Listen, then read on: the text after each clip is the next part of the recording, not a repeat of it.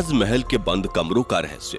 दोस्तों, होगी इस दुनिया में एक से बढ़कर एक इमारतें, लेकिन ताज जैसी कोई नहीं, क्योंकि इसकी बुनियाद में एक बादशाह ने अपना दिल रखा है। दोस्तों, ताजमहल कला का वो खूबसूरत उदाहरण है जिसे 17वीं शताब्दी के मुगल सम्राट शाहजहां ने अपनी सबसे चहेती बेगम मुमताज महल के लिए उसकी याद में बनवाया था। वो इमारत जितनी खूबसूरत है उतनी ही रहस्यों से भरी हुई है और कोई ना कोई विवाद इस इमारत के इर्द गिर्द घूमता ही रहता है। और सबसे बड़ा रहस्य है ताजमहल के 22 बंद कमरों का राज। आखिर क्यों बंद हैं ये कमरे? क्या इनमें हिंदू देवी देवताओं की मूर्तियां छिपी हुई हैं? क्या सच में ताजमहल शिव मंदिर को तोड़कर बना है? और सबसे बड़ी बात दोस्तों, क्या आपको पता है कि बिना सीमेंट के ताजमहल कैसे बनाया गया? जबकि आज तो बड़ी बड़ी बिल्डिंग्स और पुल वगैरह सीमेंट से ही बनते हैं और 100-100 साल तक खड़े भी रहते हैं, लेकिन ताजमहल तो बिना सीमेंट के बनाया गया है। तो फिर कैसे वो करीब 350 सालों से इतनी मजबूती से खड़ा है? फिर चाहे कितना ही बड़ा भूकंप आ जाए, चाहे कोई भी नेचुरल डिजास्टर हो जाए, ताजमहल वहीं का वहीं खड़ा है। आखिर कैसे? और क्या आपको पता है कि उस समय ताजमहल कितने रुपयों में बनाया गया होगा? और क्यों ताजमहल में आज तक कोई लाइट्स नहीं लगाई गई है? दोस्तों, आज का वीडियो पूरा देखना जरूर, क्योंकि इस वीडियो में आप ताजमहल के 22 ऐसे रहस्यों के बारे में जानोगे जो शायद ही पहले आपने कभी सुना होगा। बस वीडियो को स्टार्ट करने से पहले वीडियो को एक लाइक करके चैनल को सब्सक्राइब कर लीजिए। चलिए शुरू करते हैं। नंबर 22, ताजमहल के रहस्य में सबसे पहला रहस्य तो ताजमहल की नींव से ही जुड़ा हुआ है। जब क्योंकि ताजमहल यमुना नदी के पास है, तो ऐसी नमी वाली रेतीली मिट्टी में किसी भी इमारत की नींव खड़ी करना यकीनन एक मुश्किल भरा काम हो सकता था। लेकिन दाद देनी पड़ेगी उस वक्त के मुगल सल्तनत के इंजीनियर्स की, जिन्होंने इतनी नमी वाली जमीन में ऐसी पक्की नींव बनाकर तैयार की जिसके बलबूते आज भी इतनी बड़ी इमारत सही सलामत टिकी हुई है। दरअसल ताजमहल की नींव बनाते समय ताज के चारों ओर बहुत से कुएं खोदे गए।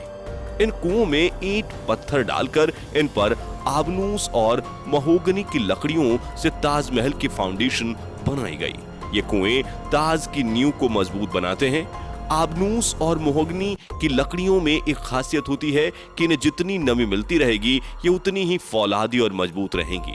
और इन लकड़ियों को नमी ताज के पास बहने वाली यमुना नदी के पानी से मिलती है। यमुना के पानी का स्तर हर साल घट रहा है और लकड़ियों में नमी की कमी आ गई है। यही वजह है कि सन 2010 में ताज में दरारें देखी गईं। दोस्तों, आपने देखा होगा कि ताजमहल के आसपास के चारों मीनार एक दूसरे से परपेंडिकुलर खड़े हैं। मतलब यह कि ताजमहल की जो 4 मीनारें हैं ये बिल्कुल सीधी नहीं खड़ी हैं, बल्कि चारों बाहर की तरफ हल्की सी झुकी हुई हैं।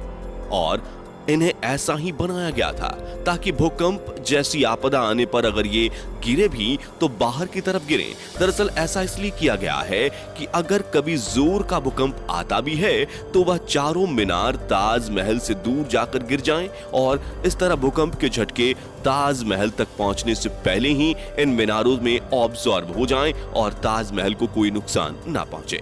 नंबर 20, हजारों टूरिस्ट जो ताजमहल देखने आते हैं वो ये नहीं जानते कि वो जो सामने देख रहे हैं वो ताज का पिछला हिस्सा है। दरअसल जो शाही दरवाजा है वो नदी के किनारे दूसरी तरफ है। आज ज्यादातर टूरिस्ट ताज को वैसा नहीं देख पाते जैसा कि शाहजहां चाहते थे। मुगल काल में ताज तक पहुंचने के लिए नदी ही एक मुख्य रास्ता थी और ये एक तरह का हाईवे था। बादशाह और उनके मेहमान नाव में बैठकर यहाँ आते थे। नदी के किनारे एक चबूतरा हुआ करता था। नदी बढ़ती गई और वो बहुत पहले ही नष्ट हो गया। बादशाह और उनके मेहमान उसी चबूतरे से ताज आया करते थे। नंबर 19, दोस्तों, ये कहा जाता रहा है कि शाहजहां ने ताजमहल बनाने वाले वर्कर्स के हाथ कटवा दिए थे, लेकिन ये बात एक अफवाह जैसी लगती है क्योंकि इस बात का कोई प्रमाण मौजूद नहीं है। बहुत से इतिहासकारों का मानना है कि शाहजहां ने वर्कर्स और कारीगरों को जिंदगी भर की पगार देकर उनसे इकरारनामा लिखवाया था कि वो ऐसी कोई दूसरी इमारत नहीं बनाएंगे, क्योंकि 20,000 वर्कर्स जिन्होंने ताजमहल बनाया था, क्या एक ही दिन में उन सब के हाथ काटना मुमकिन लगता है? क्या सबको एक एक करके बुलाया गया कि आओ यह दिन इतने मजदूर के हाथ काटेंगे और उस दिन इतने मजदूर के हाथ काटेंगे? अगर ऐसा होता तो जैसे ही हाथ कटने शुरू होते तो बहुत से मजदूर भाग खड़े होते और हिस्टोरिकली देखा जाए तो इस चीज का जीरो एविडेंस है। नंबर 18, कुतुब मीनार भारत की सबसे ऊंची मीनार है, लेकिन शायद आपको जानकर हैरानी होगी कि ताजमहल की ऊंचाई कुतुब मीनार से भी ज्यादा है। ताजमहल 73 मीटर ऊंचा है, जबकि कुतुब मीनार की ऊंचाई 72.5 मीटर है। नंबर 17, ताजमहल के साथ में उसके 22 कमरों का रहस्य भी जुड़ा हुआ है, जिसके बारे में लोगों का कहना है कि उन 22 कमरों में हिंदू देवी देवताओं की मूर्तियां बंद हैं। दरअसल दोस्तों, जब यह अफवाह ज्यादा फैलने लगी और कुछ मीडिया वालों ने सोशल मीडिया पर डिबेट को जबरदस्ती जारी रखा, जिसके चलते एएसआई के सोर्सेज ने इंडियन एक्सप्रेस को बता दिया कि जो 22 रूम्स हैं, असल में ये रूम्स नहीं है, बल्कि यह एक लंबा सा कॉरिडोर है जिस पर दरवाजे लगाए गए हैं। और ऐसा भी नहीं है कि इन बंद दरवाजों को सदियों से खोला ना गया हो। एएसआई के स्टाफ के अकॉर्डिंग हर 1 से 2 हफ्ते में इन बंद दरवाजों को खोलकर अंदर की सफाई की जाती है। इन सब के बावजूद प्रोपागेंडा थमने का नाम नहीं ले रहा था, जिसके बाद आर्कियोलॉजिकल सर्वे ऑफ इंडिया ने इन बंद कमरों के अंदर की फोटोज पब्लिकली दिखा दी। ये देख लो, इन कमरे के अंदर का नजारा कुछ ऐसा दिखता है। आगरा के एएसआई चीफ आके पटेल ने इंडिया टुडे को बताया कि ये पिक्चर्स अब एएसआई की वेबसाइट पर लाइव आपको मिल जाएंगी और कोई भी इन पिक्चर्स को देख सकता है उनकी वेबसाइट पर जाकर। नंबर 16, दोस्तों, बिना सीमेंट के आखिर इतना बड़ा मॉन्यूमेंट खड़ा कैसे हो गया, जबकि सीमेंट का आविष्कार 1824 में एस्पिदीन नाम के एक इंटेलिजेंट इंसान ने किया था, जो कि इंग्लैंड में रहते थे, और इन्होंने ही दुनिया का सबसे पहला सीमेंट कंपनी बनाया था, जिसका नाम था पोर्टलैंड सीमेंट। और ताजमहल का कंस्ट्रक्शन 1631 में शुरू हुआ और 1648 में जाकर पूरा भी हो गया, लेकिन बिना सीमेंट के ही ये खड़ा हो चुका था, जिसे आज तक एक भी खरोंच नहीं आई। दरअसल सीमेंट के इन्वेंशन से पहले कंस्ट्रक्शन के लिए खास तरह का पेस्ट इस्तेमाल किया जाता था, और ताजमहल को बनाने में जो सीक्रेट पेस्ट का इस्तेमाल होता था उसमें गुण, बतासा, बेलगरी का पानी जैसी और भी बहुत सारी चीजों को डालकर पेस्ट बनाया जाता था। नंबर 15, ताजमहल का निर्माण 1631 में शुरू हुआ था और 1653 में लगभग 22 साल तक 20,000 मजदूरों की कड़ी मेहनत के बाद इस खूबसूरत नायाब इमारत को तराश कर बनाया गया था।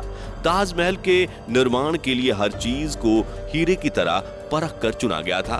ताजमहल की दीवारों पर जो नक्काशी है, इसकी तकनीक इटली के कारीगरों से सीखी गई थी। उज्बेकिस्तान के बुखारा से संगमरमर को तराशने वाले कारीगर बुलाए गए थे। ईरान से संगमरमर पर कैलीग्राफी करने वाले कारीगर आए थे और पत्थरों को तराशने के लिए बलूचिस्तान से कारीगरों को बुलाया गया था। नंबर 14, 1857 की क्रांति के दौरान अंग्रेजों ने ताजमहल को काफी नुकसान पहुंचाया। उन्होंने लैपिस लाजुली जैसी कई बेशकीमती रत्नों को ताजमहल की दीवारों से खोदकर निकाल लिया था। नंबर 13, दोस्तों, ताजमहल के मुख्य गुंबद का जो कलश है, किसी जमाने में वो सोने का हुआ करता था, लेकिन 19वीं सदी की शुरुआत में सोने के कलश को बदलकर कांसे का कलश लगा दिया गया। नंबर 12, दावे के साथ नहीं कहा जा सकता कि ताजमहल को किसने डिजाइन किया था, लेकिन यह कहा जाता है कि 37 लोगों की एक टीम ने मिलकर ताजमहल का नक्शा तैयार किया था, और ये 37 वास्तुकार दुनिया के दूर दूर के कोने से बुलाए गए थे। नंबर 11, 1653 में जब ताज बनकर तैयार हुआ था, उस समय इसके निर्माण की कीमत करोड़ों में बताई गई थी। उसी हिसाब से अगर आज ताज बनवाया जाए तो इसे बनाने में कम से कम 57 अरब 60 करोड़ रुपए लगेंगे। नंबर 10, दोस्तों, ताजमहल को जितना दूर से देखते हैं यह हमें उतना बड़ा दिखाई देता है, लेकिन जैसे जैसे हम इसके करीब जाते हैं यह इमारत छोटी होती जाती है और ताजमहल दिन में 4 बार रंग बदलता है। जैसे अगर आप इसे सुबह 4 बजे देखेंगे तो ये काला दिखेगा, सुबह तारों की रोशनी में ये गुलाबी दिखेगा, दिन में इसका रंग दूधिया हो जाता है, और पूनम की रात को ताजमहल सुनहरा दिखाई देता है, लेकिन इसका रहस्य आज तक कोई पता नहीं लगा पाया है। नंबर 9, ताजमहल में एक खुफिया दरवाजा भी है जो यमुना नदी में खुलता है, लेकिन किसी को इसका नहीं पता। दरअसल इस दरवाजे का इस्तेमाल शाहजहां अपने महल से ताजमहल में जाने के लिए करते थे, जिसे उनकी मौत के बाद बंद कर दिया गया। नंबर 8, ताजमहल को बनाने के लिए सफेद संगमरमर राजस्थान के मकराना से लाए गए थे। जेड और क्रिस्टल चाइना से मंगाए गए थे। लैपिस लेजली अफगानिस्तान से आया था और कार्नेलियन अरब से आया था। कुल मिलाकर ऐसे ही 28 किस्म के बेशकीमती रत्नों को दुनिया भर के अलग अलग देशों से मंगवाकर सफेद संगमरमर में जड़ा गया था। इन सब चीजों को विदेश से आगरा लाने के लिए 1000 से भी ज्यादा हाथे इस्तेमाल किए गए थे। नंबर 7, ताजमहल को वास्तव में शाहजहां ने बनवाया है। इसके पीछे भी काफी सारी थियरीज बताई जाती हैं। जैसे कि कुछ लोगों का मानना है कि ताजमहल वास्तव में एक शिव मंदिर हुआ करता था जिसका नाम तेजो महालय था। दरअसल दोस्तों 1989 में एक भारतीय लेखक पीएन ओक ने एक किताब लिखी थी जिसका नाम था ताजमहल द ट्रू स्टोरी। इस किताब में उन्होंने कई तर्कों के साथ ये दावा किया था कि ताजमहल मकबरा बनने से पहले एक शिव मंदिर था और इसका नाम तेजो महालय था। सन 2000 में पीएन ओक ने अपनी बात को सिद्ध करने के लिए ताज की साइट खोदने के लिए सुप्रीम कोर्ट को अर्जी दी थी, जिसे सुप्रीम कोर्ट ने रद्द कर दिया था। आर्कियोलॉजिकल सर्वे ऑफ इंडिया के मुताबिक ताजमहल कभी एक शिव मंदिर था, इस बात का कोई सबूत नहीं है, बल्कि शाहजहां ने ताज को बनवाया था, इसके सबूत इतिहास के पन्नों में मिलते हैं। नंबर 6, कई देशों में ताजमहल की नकल पर बनी इमारतें मौजूद हैं, जैसे चीन, बांग्लादेश, कोलंबिया और ऐसी ही एक और इमारत भारत में भी मौजूद है जिसका नाम बीबी का मकबरा है। ये इमारत महाराष्ट्र के औरंगाबाद में है और इसे मुगल बादशाह आजम शाह ने अपनी मां दिलरस बानो बेगम की याद में 17वीं सदी के आखिर में बनवाया था। इसे ताजमहल की तर्ज पर बनवाया गया था। इस मकबरे का गुंबद ताजमहल की गुंबद से छोटा है और इसका सिर्फ गुंबद ही संगमरमर का है, बाकी निर्माण प्लास्टर से किया गया है। नंबर 5, एक कहानी फेमस है कि शाहजहां यमुना नदी के दूसरे तरफ काले संगमरमर से ऐसा ही एक और काला ताजमहल बनवाना चाहते थे। कहा जाता है कि शाहजहां मुमताज की तरह अपने लिए भी एक मकबरा बनाना चाहते थे, लेकिन इससे पहले कि वो काला ताजमहल बनवा पाए औरंगजेब ने उनको कैद खाने में डलवा दिया। लेकिन इतिहासकार कहते हैं कि ये बाद में बनाई गई मनगढ़ंत कहानियां हैं। जिस जगह शाहजहां के काले ताजमहल बनाने की बात की जाती है वहां कई बार खुदाई की जा चुकी है, लेकिन ऐसा कोई सबूत नहीं मिला जिससे ये पता चले कि शाहजहां काला ताजमहल बनवाना चाहते थे। नंबर 4, ताजमहल की सबसे ज्यादा पॉपुलैरिटी इसके कंस्ट्रक्शन से जुड़ी अद्भुत प्रेम कहानी की वजह से है। शाहजहां ने अपनी बेगम मुमताज महल की याद में इस इमारत को बनवाया था। मुमताज का असली नाम अर्जुमंद बानो बेगम था। शाहजहां ने उन्हें मुमताज महल नाम दिया, यानी महल का सबसे अनमोल रत्न। महज 38 साल की उम्र में अपनी 14वीं संतान को जन्म देते वक्त मुमताज की मौत हो गई। उस वक्त वो बुहारनपुर में थी। अपनी बेगम की मौत से बादशाह बेहद दुखी हुए, जैसे कि उनकी जिंदगी बर्बाद हो गई और आखिर में उनकी याद में शाहजहां ने ताज को बनवाने का फरमान जारी किया। नंबर 3, पहले मुमताज को बुहारनपुर में ही दफनाया गया। इसके बाद शाहजहां ने ताज को बनवाना शुरू किया। उसके बाद बुहारनपुर से मुमताज की डेड बॉडी को निकालकर जहां ताज महल बन रहा था उसके पास एक गार्डन में दफनाया गया। ताज महल को तैयार होने में 22 साल लगे, जब तक मुमताज की डेड बॉडी गार्डन में बनाई गई कब्र में ही दफन रही। बाद में उसे ताज महल के अंदर मुख्य गुंबद के नीचे दफनाया गया। नंबर 2, जिस वक्त शाहजहां बादशाह बने वो मुगल सल्तनत का सबसे सुनहरा दौर था, या यूं कहें शाहजहां का जमाना मुगल हुकूमत के पसंद जैसा था। चारों तरफ अमन और खुशहाली थी। प्रजा के लिए बादशाह का हुक्म ही सबसे ऊंचा होता था। शाहजहां की बादशाहत में लड़ाइयां नहीं होती थी। वो जबरदस्त शानो शौकत, ऐशो इशरत का दौर था। बादशाह को बड़ी बड़ी इमारतें बनवाने का शौक था।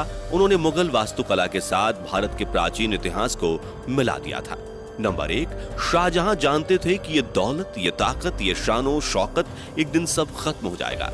उन्होंने सोचा कि कुछ ऐसी यादगार चीज बनाई जाए जो हमेशा रहे, और शाहजहां ने अपनी पत्नी की याद में ताज को बनवाया। आज बादशाह ही नहीं रहे, उनकी हुकूमत नहीं रही और उनकी सल्तनत को भी खत्म हुए कई जमाने गुजर गए। बस एक ताज है जिसने बादशाह की सदियों पुरानी प्रेम कहानी को खुद में संजोए रखा है। प्रकृति की गोद में चांद सी जगमगाती ये भव्य इमारत सदियों से दो प्रेमियों के प्यार की अमर कहानी सुनाती आई है और सदियों तक सुनाती रहेगी। दोस्तों उम्मीद करते हैं कि आज की ये वीडियो आपको जरूर पसंद आई होगी। साथ ही आप किस शहर में रहते हो और क्या आपने ताजमहल देखा है, हमें कमेंट करके बताइए और चैनल को सब्सक्राइब करके वीडियो को ज्यादा से ज्यादा शेयर जरूर करें ताकि यह जानकारी हर किसी को मिल सके। और दोस्तों आप किस तरह का वीडियो देखना चाहते हैं हमें जरूर बताएं।